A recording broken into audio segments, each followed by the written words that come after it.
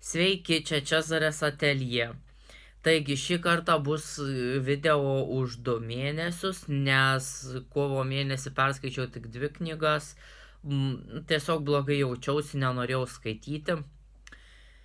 Bet balandį perskaičiau daug, ypač negrožinės, tai kadangi pavasaris, tai norisi skaityti apie augalus, gamtą.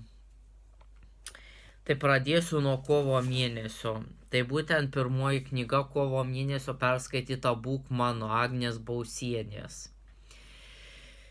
Man patiko, graži, saldi tokia meilės istorija, buvo skaityti labai gera ir malonu. O tai, kad tenai žmonės rašo visokius komentarus, kokios lėkštosios knygos, ten nuobodžios, dar kažkokios.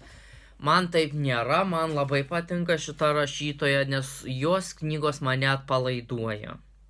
Nereikia galvoti, ką skaitai, nereikia sukti galvos, tiesiog skaitai, atsipalaiduoji, pasineri į istoriją, būni su veikėjais, tai tikrai labai patiko, gerai įvertinau ir man tikrai nesvarbu, ką kiti mano. Man patiko. Kita knyga tai buvo iš bibliotekos, skirta knygų klubui, tai Knygininkė iš Dachau. Patiko ta knyga. Man šiaip apie Antrą pasaulinį karą visai patinka knygos. O šitoje ir meilės istorija didžiulė. Kaip gali nepatikti, tai 2 laiko juostų buvo, kaip per Antrą pasaulinį karą ir šiais laikais, tai nenoriu per daug pasakoti, kad neatskleisčiau istorijos, bet tikrai labai graži meilės istorija, sujaudino ir pravirkdė net, ir galų gale knygos ir džiaugsmas buvo didžiulis, kai veikėjai susitiko. Tai galvojau, kad nebesusitiks Hansas su pamiršau dabar vardą, tos merginos pagrindinės veikėjos, bet susitiko. Tai va toks spoileris. Tai va tikrai gera knyga ir rekomenduoju paskaityti. Kita knyga tai buvo Nepriklausomybė. Na kaip nepatiks, kai LGBT tematika vystoma. Kai pagrindinis vienas iš pagrindinių veikėjų gėjus. Tai tikrai autorė paliečia tokias temas, kurių galbūt kiti rašytojai iš tikrųjų ir nenori paliesti.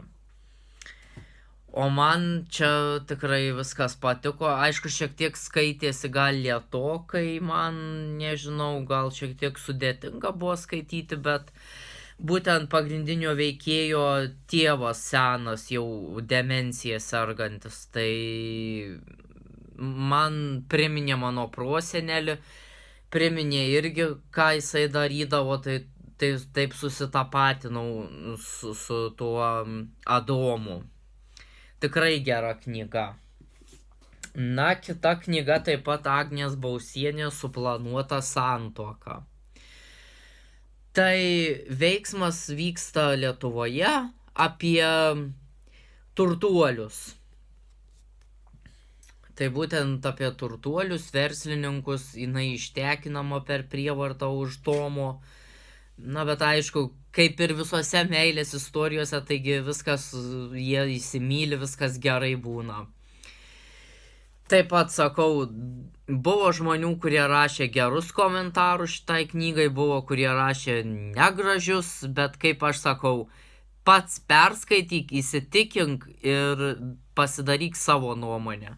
Man patinka šita rašytoja ir aš visada laukiu jos knygų, va dabar gegužės mėnesį pasirodys Dark Romance serija, duologija, kurios labai laukiu. Tikrai labai laukiu šitos autorės knygų, man patinka, nes kaip jau minėjau, tą Būk mano, kad aš atsipalaiduoju su jos knygomis. Tai būtent atsipalaidavimui, lengvam romaniukui tikrai negailiu gerų įvertinimų tokioms knygoms. Na, toliau dabar prasidės mano negrožinė literatūra. Tai pirmoji knyga Lietuvos grybai. Jinai labai sena, bet yra iliustracijų visokių gražių. Ir aišku, piešiniai čia yra, ne nuotraukos, nes tais laikais gal mažai kas fotografuodavo grybus. Taigi, kodėl aš šitą knygą skaičiau? Na, aš ją skaičiau jau vaikystėje. Turėjau tokią nutrintą, o šita tokia visiškai nauja, nesenai nusipirkau, radau. Šiaip nepigiai ją pardavinėjo, bet aš, susiradau pigiau. Tai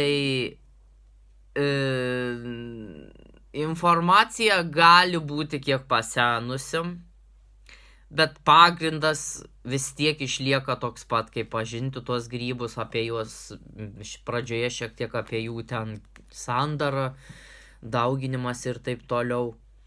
Tai man labai patikdavo vaikystėje skaityti šitą knygą ir negalėdavau atsitraukti, jeigu važiuodavome su proseneliais kur nors į mišką, aš pasiimdavau tą knygą, nors aišku, aš ten tų grybų nerasdavau ir net pažindavau dar vaikas būdamas. Ir dabar dar nelabai atpažinčiau. Bet tiesiog labai man patiko, tik tiek, kad jau sena knyga, bet gera. Atsiprašau už techninius nesklandumus, nes kamera nukrito.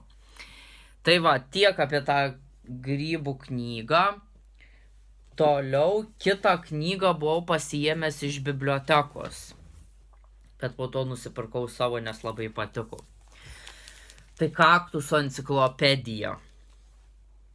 Oi, kiek čia nuotraukų yra visokiausių. Yra prašymai tų kaktusų. Tikrai labai tokia įdomi knyga, ypač kas myli kaktusus. Na, aš turiu dabar tik 2, nežinau kaip išgyvens. Bet tikrai vertinau gerai šitą knygą, informatyvi labai. Apie visus kaktusus galima skaityti ir nusipirkau savo, kadangi norėjau turėti. Toliau kita knyga, irgi buvau pasiėmęs iš bibliotekos, bet nusipirkau savo, nes manau, kad tai viena geriausių knygų, kokią skaičiau apie naminius augalus. Labai daug informacijų, nėra labai daug, tiesiog apie vieną augalą vienam puslapį, bet įdomių faktų pateikta, kaip prižiūrėti juos. Ir nuotraukos labai gražios, tiesiog dauguma gerai žinomų augalų sudėta į šitą knygą, užtat ir nusipirkau savo. Kad turėti galėčiau paskaityti, kada reikia apie kokio augalo priežiūrą. Kita knyga vadinosi iš bibliotekos irgi Tarp gėlių. Tai patiko man ji, bet kažko man norėjosi daugiau apie tą augalų priežiūrą tenai, kad būtų parašyta.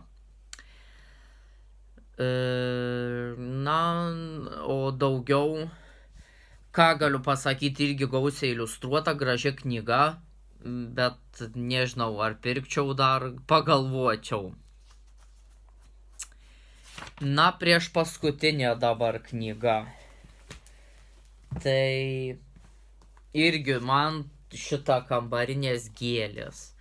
Man trūko šiek tiek ten irgi tos informacijos apie kiekvieną augalą, bet yra tikrai gan informatyviai štai taip, bet apie vieną augaliuką čia tiek parašyta, kad apie kitus augalus aišku daugiau, bet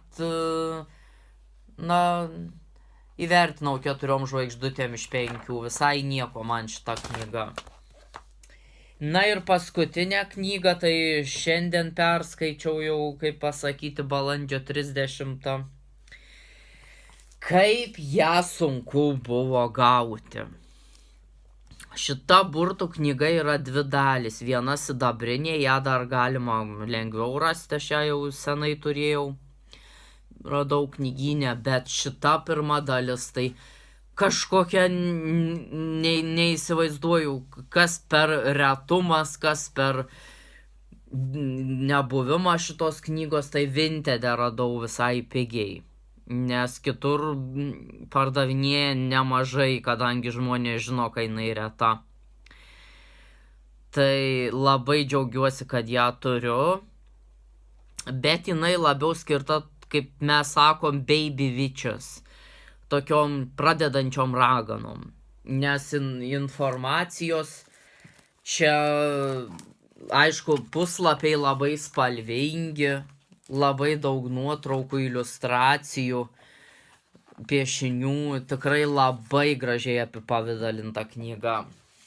Bet informacija, kaip sakyti, labai paviršutiniška, labai glausta, labai norėta tiesiog sutalpinti kuo mažiau į šitą knygą, kad kuo mažiau lapų būtų. Bet nuo to jinai nėra bloga. Jinai skirta būtent pradedantiesiems. Ir burtai, aišku, burtai vienų dalykų lengviau būtų galima rasti, kitų sunkiau, bet tikrai galima išbandyti. Ir aprašysiu, aišku, ir antrą knygą, kai turėsiu kada laiko, nes aš ją jau senokai antrą dalį turiu. Čia, man patiko, kad apie, pavyzdžiui, afrikiečių magiją, europiečių magiją, apie visų žemynų magijas trumpai aprašyta, supažindinta. Tiesiog ir gal to ir užtenka pradžiai, bet man kaip pažengusiam jau reikia stipresnės literatūros. Bet mėgstu paskaityti tokias lengvesnės burtų knygas. Tai va, tiek. Dabar skaitau, baiginėjau jau skaityti iš bibliotekos pasiimtą knygą Raizgus gyvenimas. Apie grybus. Labai įdomi knyga, tikrai papasakosiu, kai perskaitysiu. Turbūt kitas įrašas taip pat bus per 2 mėnesius, nes, tiesiog blogai jaučiuosi, ne visada perskaitau daug tų knygų, tai tiek. Ir sakau iki kito susitikimo, kai papasakosiu apie daugiau ką perskaitysiu. Viso.